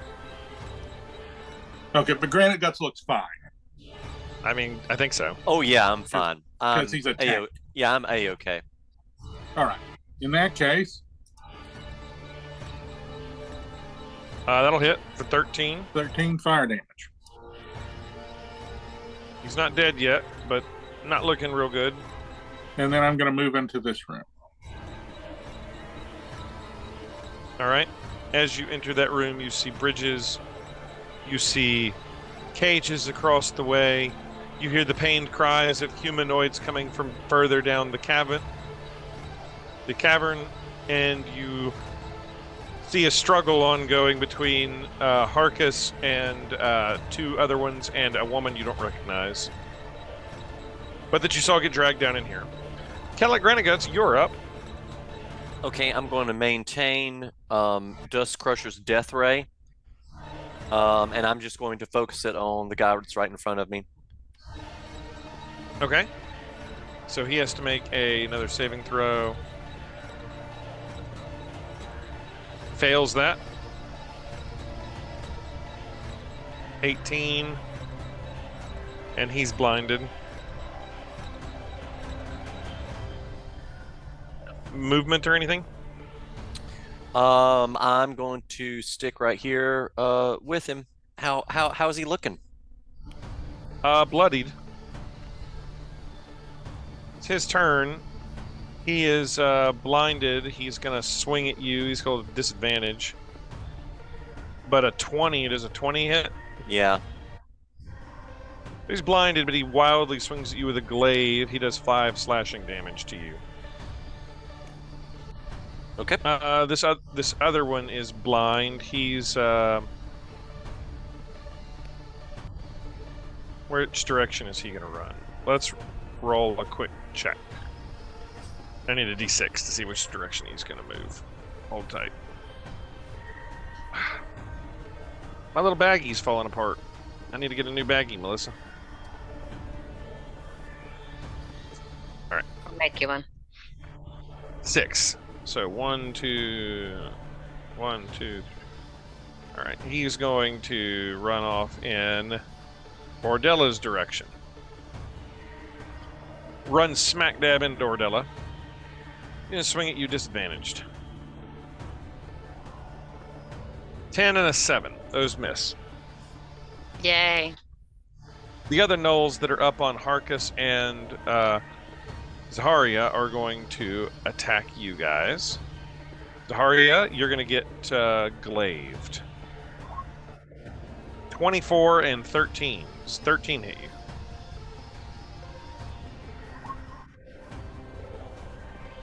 You're muted, J-Lo. 13 misses you, right? 13 misses, and the other one was a what now? 24. Yeah, that hits. 12 well, slash. actually, no, it doesn't. It would be a disadvantage. Oh, because right? you haven't. Because you have a displace. Yep. Because you have a displacing cloak, so everything is disadvantaged against you. That's crazy. Until you hit, and then anything else. Okay, you're just gonna have to be surrounded by. Well, you do have 2 of them here. So yeah, I'm gonna get. roll, right? I'm gonna give the other one. I'll give the other one straight roll. You're gonna get second by this other guy. So we'll see. The straight roll on this one. 21. Okay, that'll do it. Stick slashing, and you are no longer displacing anything. Okay. But you're up. All right. That's a really so badass magic item. Yeah. It really is. All right. The one that Harkus just attacked, how bad's it looking? Injured. Okay. I will look over at Harkus and I say, "Don't you kill steal from me," and I will reach out and try to put my hands on the gnoll. I'll try to grab it around its neck, but as I do so, I'm going to inflict wounds. Okay. So... Yeah.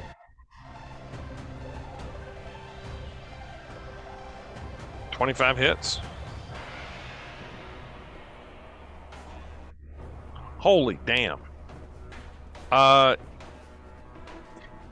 He drops to 1 hit point. He looks terrible. It doesn't kill him. But Okay. imagine what 1 hit point looks like. That's what he looks like. Okay. He had 21 hit points.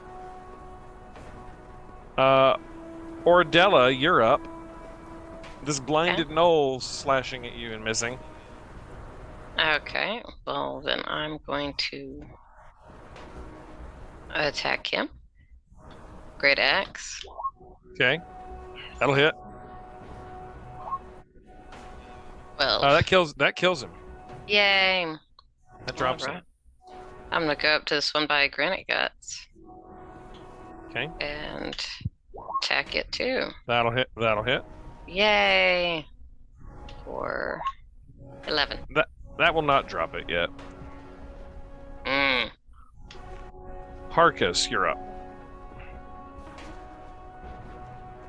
All right. How bad is this one looking? He has 1 hit point. Okay. then Describe what a going null to- with 1 hit point looks like. I'm just going to unarm attack him Yeah, that's just as my one. bonus action before I go and attack the other one. Yeah, roll. Yeah, you kill him. You just punch him, and he dies. And then Like even if you don't have like unarmed fighting, you always do 1 damage. He had 1 hit point. He dies. You punch him and he dies. So then I'm going to go and swing at this one with my flaming sword. Okay. Yeah. Yeah, that'll do it. And Good damage there. Yeah, fantastic. At least it's on fire. That's better. So and, Minimum 1, maximum the other. Yeah, then I'm going to swing at him with the other one. Yeah, holy crap. I'm gonna have to start nerfing some characters here. Oh my god. Just remember, it's not Leonard that's pulling off this stuff, so don't nerf the robot. No. I'm just kidding. I almost killed you all with Dwergar yesterday. Come on. Or last week. Leonard, you're up. All right. I don't see anybody here. Well, you can definitely hear the sounds of combat ongoing down this way. Okay. I can hear it this way. I'm going to move to this way. You hear the pained sounds of people coming from the north, but combat from the south. And to the south you go. I can see this guy. Yep. I'm gonna. This guy is down the ledge. He is clawing his way up. He's made it about halfway. You're going to Does an 11 firebolt hit at him? him. No, but I'll give you advantage because he is sort of not able to dodge well. He's climbing up a wall. Yeah. All right. Yeah, that'll hit. 11 fire damage to the climbing kobold. He's a null. I'm going to give him a dex save to not fall. DC 10. He holds on. He's about halfway up after he got knocked off the ledge by Zaharia. Kellogg Grenaguts, you're up. Okay, I am going to try to finally laser beam this guy into submission.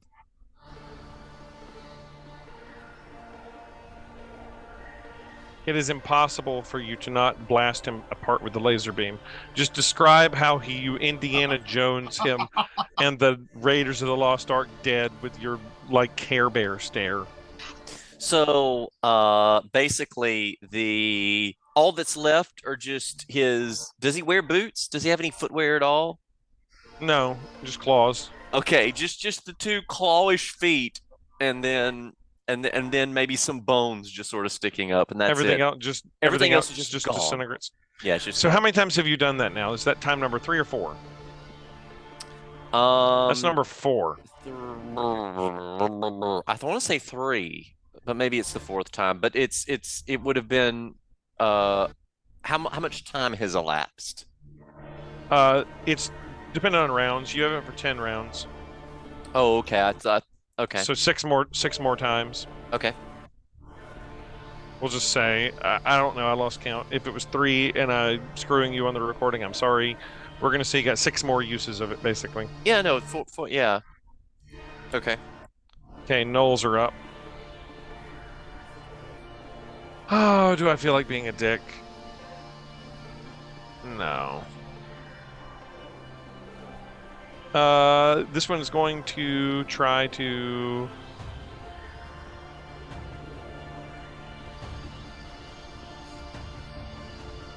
Yeah, he's going to try to grab Harkus and throw him off the ledge.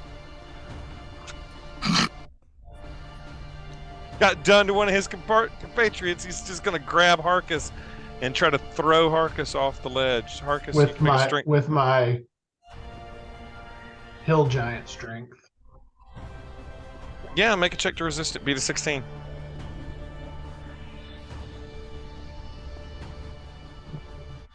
Is it a strength save or something?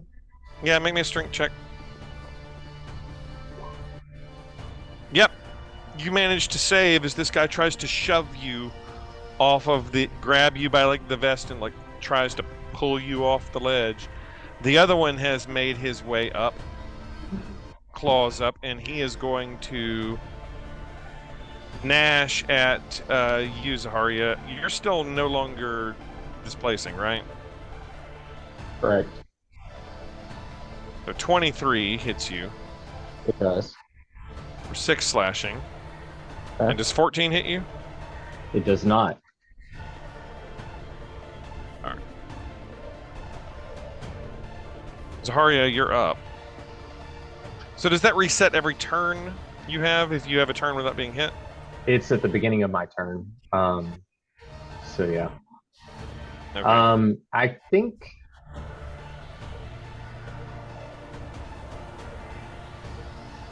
Can I use a reaction to that?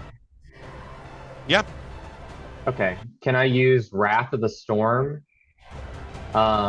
As I'm attacked from behind, you begin to see again sparks radiating off my shield. And can I get a dex save, please? Okay. Smarter enemy is going to try to destroy that cloak. Uh-huh. Can items be targeted? Yep, sure can. 17. I guess that makes sense. It passes, however, it still takes half damage. Okay. As lightning radiates off. Oh shit, that's a bad roll. Okay. Okay, he's still alive. He's not looking great, but he's still alive. Alright. Ordella, you're up. You still hear the pained cries of a human that seems to be being eaten up here.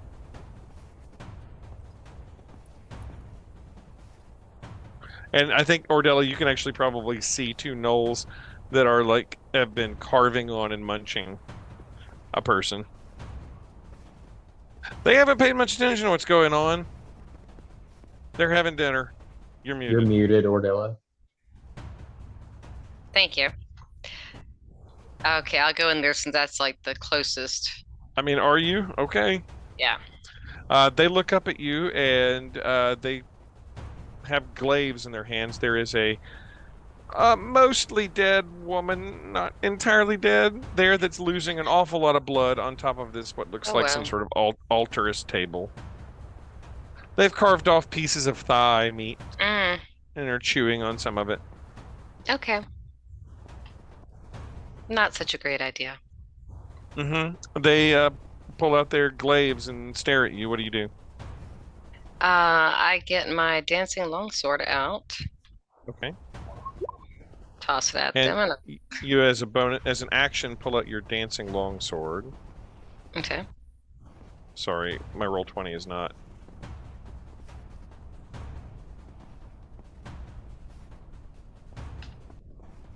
Okay.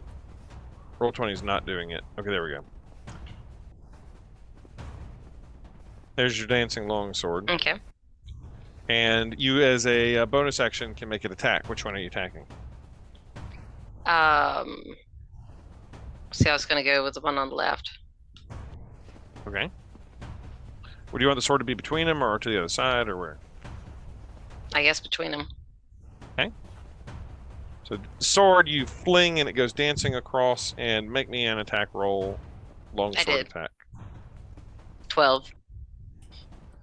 12. 12 is a miss. Okay. Does that one get a second attack too? Nope. Oh. It's a bonus action 1 attack. But now you can use it for your bonus action for the next 3 turns, and you can attack with your other weapons or whatever. Oh, okay. So like you run in and attack the other guy while the sword is attacking the other one. Okay. Harkus, you're up. What's this guy looking like? He's bloodied, but not Okay. dead. He's better. The one. Oh, wrong one. Hold on. That one doesn't count. I hit the wrong one. Oh my. Yeah. Okay. Yeah. Yeah. Go ahead and roll it. We'll see. Two-handed 18. Two-handed critical 19 damage. 37 plus. Okay. Yeah, you cut him clean in half. The wound is cauterized, and he dies like You're not sure if he's dead because you cauterized it so well as you cut him in half. There's a decent chance that it could be like that Darth, what's his name? Okay. And then I'm going to move up. From the and- Clone Wars that got cut in half in his back.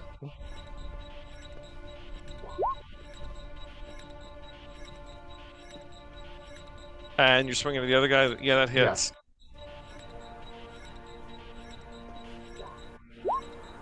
Yeah, that cuts him down dead.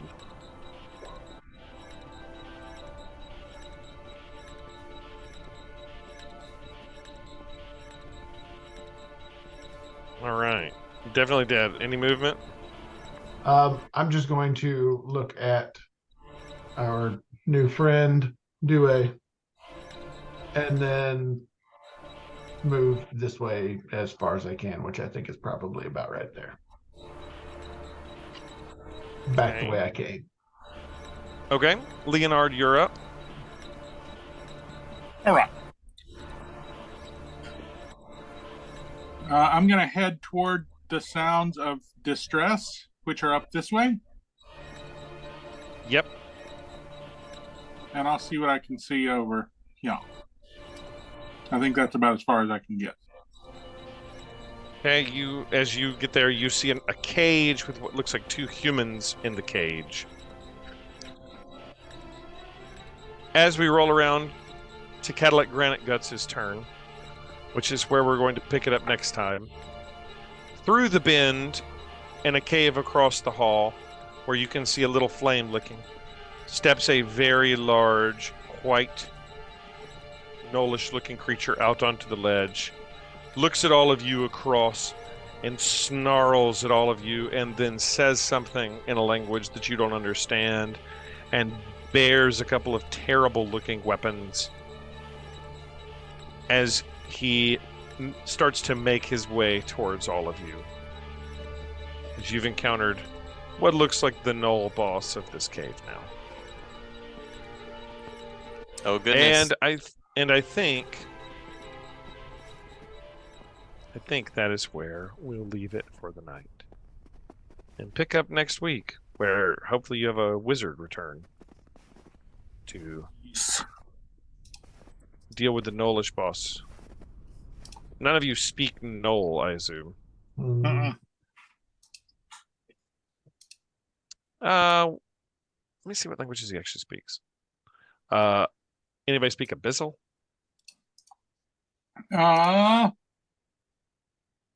No, Wait. I got deep speech. Oh, Yeah, no Abyssal. oh well. Yeah, so you see this large Gnollish creature on the opposite side. He is big, and he starts making his way towards all of you. And we'll pick it up there next time. All right. Awesome. Can't wait. Hope you guys had a good time. Yes. I am excited to meet Zaharia, who is. Tell us about your character, JLo. Zaharia is obviously a Goliath, and she has some magical abilities. I guess we can do Yeah. introductions after everybody's alive, but you can tell everybody who she is and a little bit about her, I guess. Yeah, so Zarya is a Goliath cleric. She is a follower of Thrym. I may be saying that god wrong. My bad. That's right. It is the god of essentially frost giants. And if you're looking at her, you see that her shield is essentially her holy symbol. And you see what looks like it's been two battle axes put end to end, so that you've got like the blades on either end, like as a crest on her shield, which is actually the symbol of Thrym. But it's all one weapon. It's not actually two battle axes put together. That's all you really see so far. But yeah, we can learn a little bit more whenever you actually get to meet her. All She right, very enjoys cool. wrestling, by the way. Very cool. I'm Can't glad wait. Well, I'm sorry to see Toot frozen at the bottom of an ocean that everybody seems to have forgotten about already. Long may the memory of the statue of Toot live. I suggested a crane, like the little toy ones, just go like this, but bigger. And just Jeff, you're the one who said it was too deep. Yeah. I just said it was 130 leagues That's deep. what she said. Well, he's made of stone, and so he's not going anywhere. Nope. So we can rescue him at any point, and it'll be fine. Because Wait right there, Toot. We'll be back. yeah, we've got business to attend to, but just stay right there. We'll be back. Don't move. Like we House did for the honor. mummy. and God, dogs. in a future campaign, I'm totally gonna bring back Toot as a statue that gets unlocked, and then he returns like And 500 years in the future. Immediately is telling jokes. It's like, thank God I've been holding this in for so long. Yeah. Wow, that cloak of displacement is really something. That's going to be a tough one to combat. I'll have to work on that a little bit. And a dragon comes and it burns the coat off of you. Ha ha ha ha ha. All right. Good night, everybody. I hope you guys had fun. Right. Yes. Right. Right, y'all. Good night. See you, everybody. Night.